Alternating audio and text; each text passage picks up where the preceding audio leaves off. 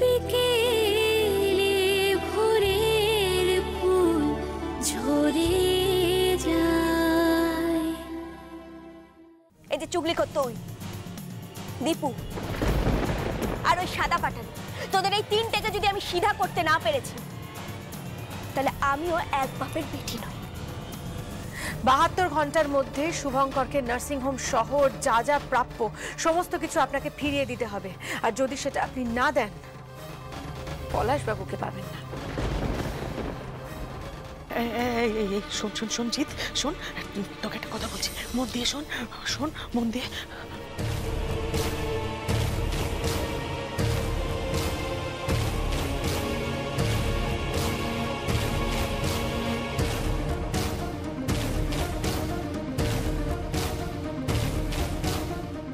তুমি চিন্তা করো না, আমি তো আছি।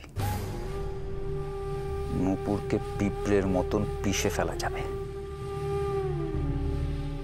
তুমি চিন্তা করো না।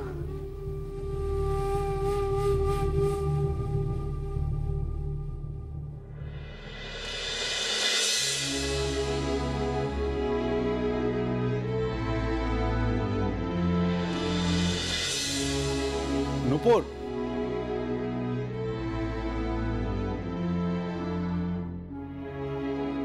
তুমি শুনেছো তো? কি? লয়ার কেসে অ্যাপিয়ার হয়েছে, কেসটা ডেট পড়েছে, আর উনি বলছেন যে এই কেসটা জেতার সম্ভাবনা আমার সব থেকে বেশি। তাই নাকি? হ্যাঁ। ও কি হলো, তুমি খুশি হওনি? না না, অফকোর্স আমি খুশি হয়েছি, কিন্তু কিন্তু কি নূপুর? তুমি লয়ারের ফিস জমা করতে পেরেছো? হ্যাঁ মানে আমি করতে পারিনি, কিন্তু জানো একটা অদ্ভুত ঘটনা ঘটে গেল। মানে কে কিভাবে ফিসটা জমা করলো না আমি বুঝতে পারলাম না। কি বলছো তুমি এসব? হ্যাঁ সত্যি আমিও কিছু বুঝতে পারছি না। হঠাৎ করে লয়ার নিজেই কেসটা শুরু করে দিলেন। তারপর একটা গয়না আসার কথা ছিল, সেই গয়নাটাও নিজে থেকে চলে আসলো। আমি কিছুই বুঝতে পারছি না। কেউ বোধহয় আমাকে টাকা দিয়ে হেল্প করতে চাইছে, আমাকে ঋণী করে রাখছে। আচ্ছা তুমি নাও তো নূপুর? না, একদমই আমি নই। তুমি তুমি আমাকে লোকাচ্ছ না তো নূপুর? তুমি পেছন থেকে সাপোর্ট করছো না তো, আমাকে হেল্প করছো না তো? বলো বলো নূপুর, আমি কিন্তু সত্যি কৃতজ্ঞ। আমি এগুলো কিচ্ছু করিনি শুভ, আমি এসবের কিছু জানিই না। তাহলে বাজে ডাক্তার, এই বাজে ডাক্তার, তোর বউ এলো? ওই তো, এই যে বাজে ডাক্তারের বউ। কোথায় ছিলিস তুই? হ্যাঁ কি রে, কোথায় ছিলিস? কেন? কোথায় ছিলিস বল আগে। তুই আগে বল কেন? আজকে ব্রত আছে, পালন করতে হবে, চল। কিসের ব্রত? আরে ওই স্বামীর মঙ্গল কামনার জন্য যে ব্রত করে না মেয়েরা, সেই ব্রত আছে। চল চল চল। আমি ওসব ব্রত পালন করতে পারবো না। তুই তো করবি, তুই ছাড়া কে পালন করবে ব্রত? চল চল চল। কোথায় নিয়ে যাচ্ছিস তুই? আরে বাবা ঘরের মধ্যেই হবে, তুই চল তো, চল চল। শোন, কি তুই তোর বন্ধুকে খুব ভালোবাসিস না?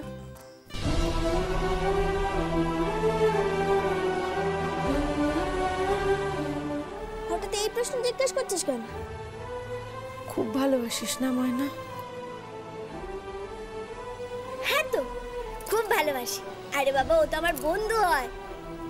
কিন্তু হঠাৎ এই প্রশ্ন জিজ্ঞেস করছিস কেন রে? কিছু না। মিনতি দিদি, এই মিনতি দিদি, ফুল এনেছো? মিনতি দিদি নেই, এখনো আসেননি। আমি ওকে ফুল আনতে পাঠিয়েছি, চুগলি কর। এই তুই চল তো। কোথায় যাব ময়না? বলছি তো যেতে হবে ব্রত পালন করতে। না আমি ব্রত পালন করতে যাব না। তোকে যেতে হবে। না আমি যাব না। যাবি যাবি যাবি। মুখে মুখে একদম তর্ক করবি না তুই। শোন, বাজে ডাক্তার তোকে সিঁদুর পরিয়েছে, বুঝলি? এই ব্রত তোকে পালন করতেই হবে। চল বলছি তো। কিছুতেই ব্রত পালন করব না। করবি না তো? তাহলে তুই আমার মরা মুখ দেখ।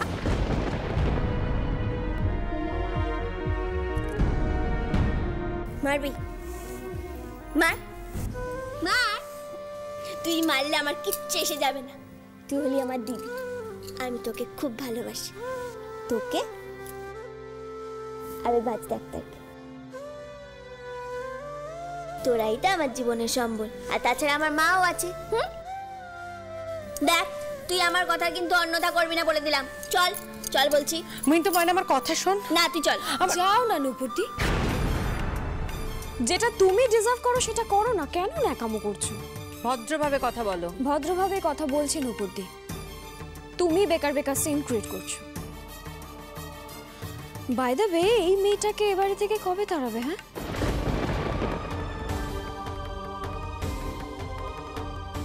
আমাকে এই বাড়ি থেকে কেউ তাড়াতে পারবে না, কোনোদিনও না, বুঝলি?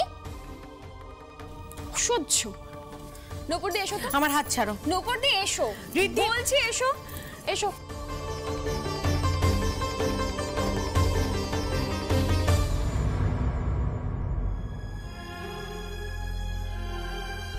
চলে তো যাবই, ওই মানুষটাকে আমি কথা দিয়েছি, চলে যাব, আমি চলে যাব এখান থেকে।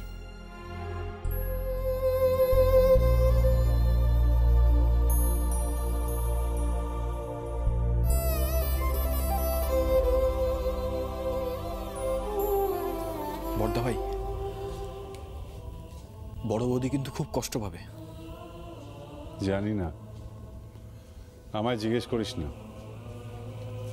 এ বাড়িতে এমনিতেই আমি বাতিলের খাতায় চলে গেছি, বাতিলের খাতায়।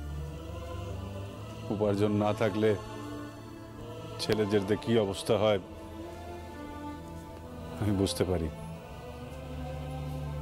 আমি বুঝতে পারি রে।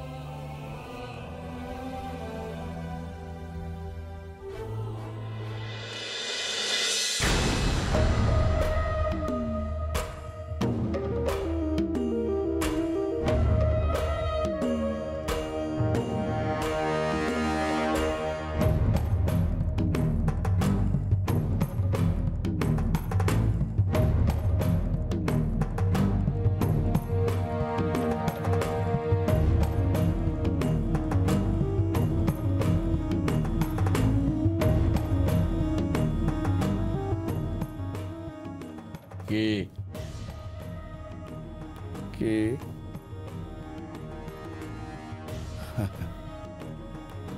তুমি জানো কনক, শ্যামা এসেছিল এখানে।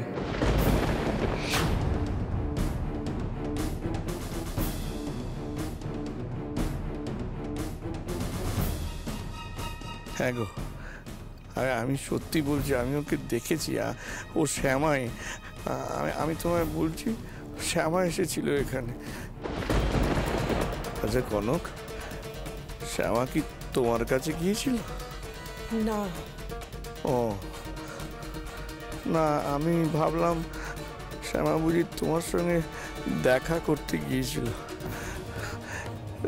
সত্যি আমার একটা খুব ইচ্ছে করে জানো জানতে, ওর সঙ্গে যদি আমার দেখা হতো না, আমি ওকে জিজ্ঞেস করতাম যে আমার মেয়ে কেমন আছে, আমার মেয়ে কোথায় আছে, কোথায় আছে, আমি জিজ্ঞেস করতাম, জানো তো।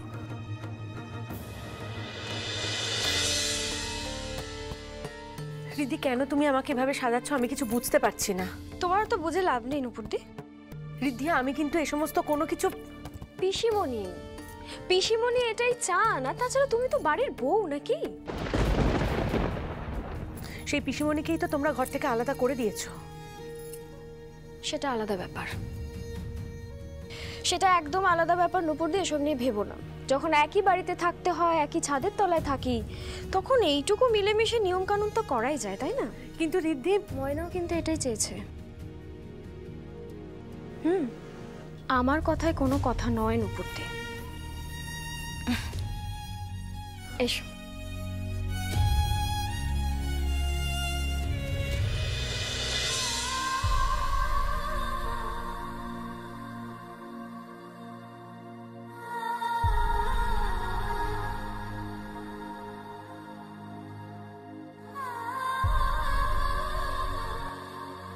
এসো এসো প্লিজ রিদ্ধি, প্লিজ। আমি কোনোদিনও শুভঙ্করকে মন থেকে স্বামী হিসেবে মেনে নিতে পারিনি এবং ভবিষ্যতেও পারবো না, তাই এই ব্রতটা তো করার কোনো মানেই হয় না। কিন্তু এই ব্রত তোমাকে করতেই হবে। কিন্তু কোনো কিন্তু নয়, এই ব্রতটা তোমাকে করতেই হবে নুপুরদি।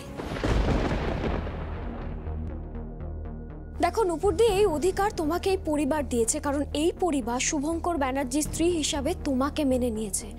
ময়নাকে নয়। কাজে এটা তোমার ডিউটি, তাই না? চলো এসো আমার সাথে, বসো এখানে।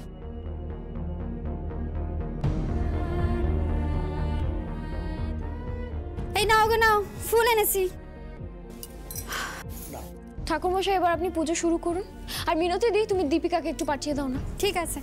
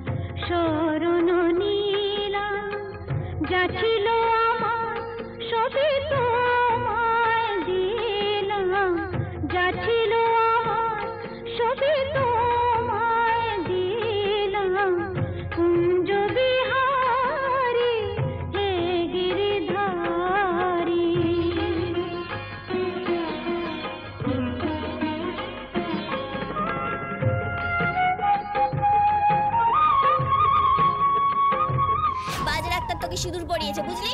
এই ব্রত তোকে পালন করতেই হবে।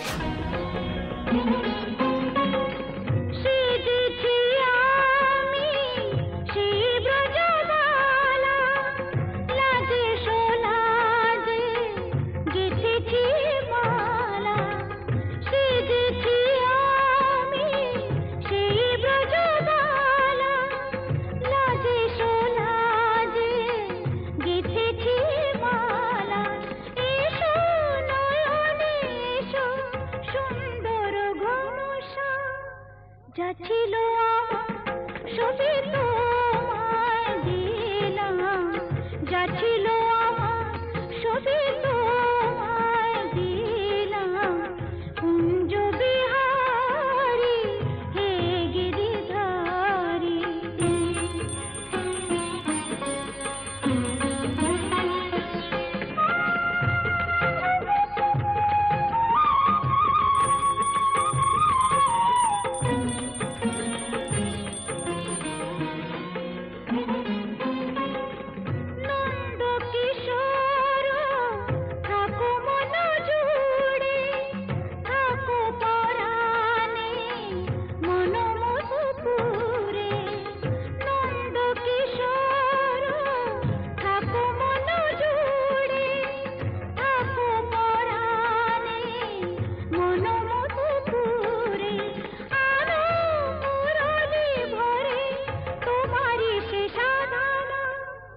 যাচ্ছিল সবই তোমায় দিলাম, যাচ্ছিল সবই তোমায় দিলাম, কুঞ্জ বিহারী হে গিরিধারী, কুঞ্জ বিহারী।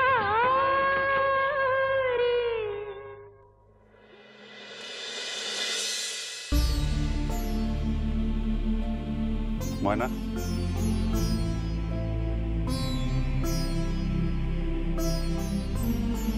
তুমি বোঝো যে তুমি আমাকে ভালোবাসো? ভালোবাসি তো ময়না। আমি এই ভালোবাসা, সেই ভালোবাসা মানে দাদুকে, মাকে, শ্যামলীকে ভালোবাসার কথা বলছি না, স্বামী স্ত্রীর ভালোবাসার কথা বলছি। নূপুর যেমন নিজের স্বামীকে ভালোবাসে সেই ভালোবাসার কথা বলছি। বোঝো তুমি? বোঝো? কি হলো, বোঝো তুমি? আমাকে এভাবে চুষ না বাজে ডাক্তার। কেন? কারেন্ট লাগছে, কেমন গাটা শিরশির করছে, গলা শুকিয়ে আসছে, কেমন যেন ইচ্ছে করছে যে। কি ইচ্ছে করছে? তোকে আঁকড়ে থাকি, কোনোদিনও না ছেড়ে দিই, কিন্তু আমি জানি এটা ঠিক না।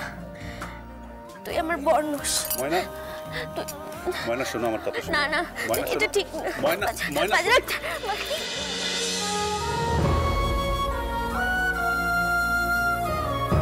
কি হলো?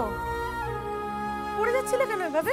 না না কিছু হয়নি আসলে ময়না কি কি ময়না কি? কিছু না। যাকে এনো ধরো কি এটা? প্রসাদ মুখে দাও, আমি ব্রত উদযাপন করব। যাকে স্বামী হিসাবে মানো না তার জন্য ব্রত কেন? আমার বিন্দুমাত্র ইচ্ছে ছিল না শুভ, এইটুকু ইচ্ছে ছিল না। বাড়ির সকলে মিলে জোর করে, তাই আমি বাধ্য হয়েছি। তাহলে এইসব উদযাপন কিসের? হ্যাঁ শুভ, আমি কিচ্ছু জানি না এসব, আমি এগুলো কিচ্ছু জানি না। একটা নিয়ম থাকে তো সবকিছুর, আমি চেষ্টা করে ওই নিয়মের বাইরে যেতে পারছি না। তুমি এই প্রসাদটা নাও, নিয়ে আমাকে প্লিজ ছেড়ে দাও। আমার ছোট মনে হচ্ছে নিজেকে, ভীষণ ছোট লাগছে। এটা কি হচ্ছে বলো তো? ময়না নিশ্চয়ই কোথাও আড়ালে চোখের জল ফেলছে।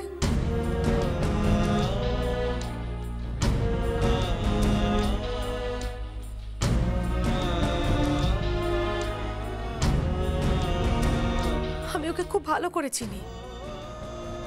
শুভ প্লিজ তুমি এটা ধরো। আমার এইভাবে এই পোশাকে দাঁড়িয়ে থাকতে ভালো লাগছে না। এইরকম একটা শাড়ি পরে, শাঁখা সিঁদুর পরে, সংসার দিয়ে আমাকে দাঁড় করিয়ে রেখো না। এগুলো কোনোটাই আমার নয়, আমি জানি এগুলো কোনোটাই আমার নয়, এটা অন্য কারোর। প্লিজ দাও। Thank you so very much.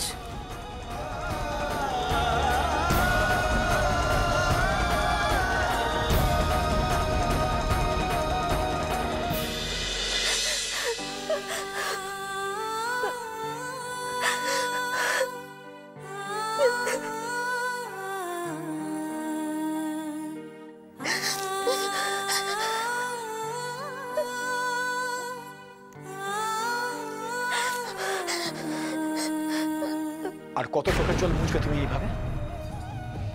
কেন করছো এসব? তুমি কেন বুঝতে পারছো না? বড় বৌদি, তুমি কেন বুঝতে পারছো না এই বাড়ির লোক তোমাকে দূরে তাড়িয়ে দেবে? তুমি বাড়ির থেকে দূরে চলে যাচ্ছ আস্তে আস্তে। তোমাকে তোমার গ্রামে ফিরে যেতে হবে বলে দিচ্ছি। ফিরে তো আমাকে যেতেই হবে, চলে তো আমি যাবই। আমি তো ওই লোকটাকে কথা দিয়েছি। কাকে কথা দিয়েছো? কি কথা দিয়েছো তুমি? কাউকে না। বড় বৌদি, আমার কথা শোনো। তুমি কি লুকোচ্ছো? আমি কিছু লুকাচ্ছি না। তুই চার বলছিস। না বড় বৌদি, তুমি লুকোচ্ছো। চার বলছিস। আমি কিছু লুকোচ্ছি না। তুমি লুকাচ্ছো বড় বৌদি, প্লিজ বলো কি হয়েছে? আমি কিছু লুকোচ্ছি না, আমি বললাম তো, তুই আমার জানাস কি চার বলছিস। বড় বৌদি, আমার কথাটা শোনো। তুমি আমাকে বলো, প্লিজ বলো কি হয়েছে? কি হচ্ছে কি এসব? তুমি বৌদির হাত ধরে টানছো? আর এই যে ময়না, তুই কি শুরু করেছিস? তুই এসব কি শুরু করেছিস? দীপিকা, এইসব কদর্যতা বন্ধ করো। বড় বৌদি মাতৃস্থানীয় হয়। বড়দা ভাইকে আমি আমার বাবার মতো দেখি, আর বড় বৌদি তার স্ত্রী। দয়া করো তুমি। আর একটাও খারাপ শব্দ যদি তুমি এইখানে উচ্চারণ করো, তাহলে এইখানেই তোমার গায়ে হাত তুলতে বাধ্য হবো আমি। কালকেই তোমাকে তোমার বাপের বাড়ি দিয়ে আসবো আর ডিভোর্স দেবো তোমাকে। বুঝতে পেরেছো?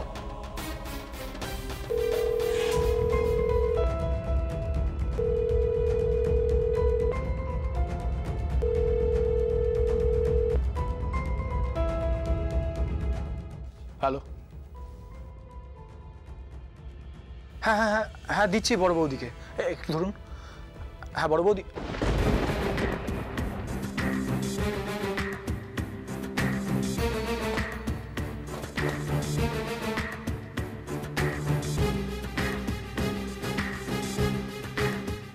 ছি দীপিকা, এত নিচু মনের তুমি। এই জন্য তোমাকে ভালোবেসে বিয়ে করে নিয়ে এসেছিলাম। ছি।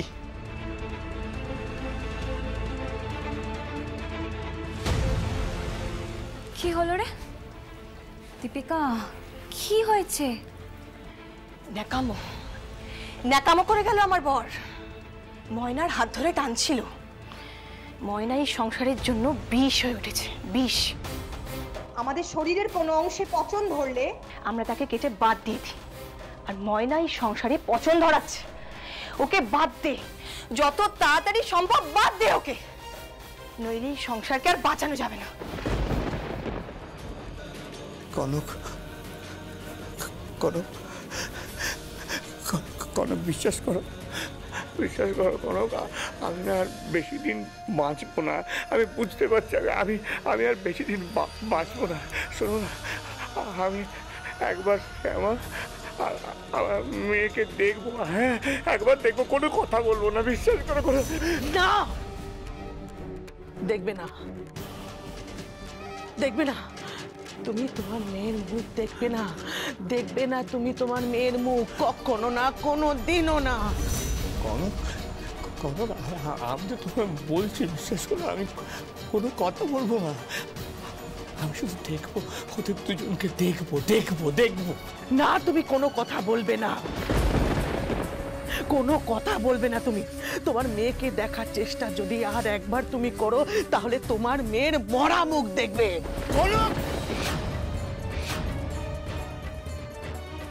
হ্যাঁ, তোমার মেয়েকে আমি মেরে ফেলবো, মেরে ফেলবো তোমার মেয়েকে, আমি চিতায় তুলে দেব। আমি জানি যে ময়না যদি একবার ফিরে আসে, তুমি আমাকে ছেড়ে দিয়ে চলে যাবে।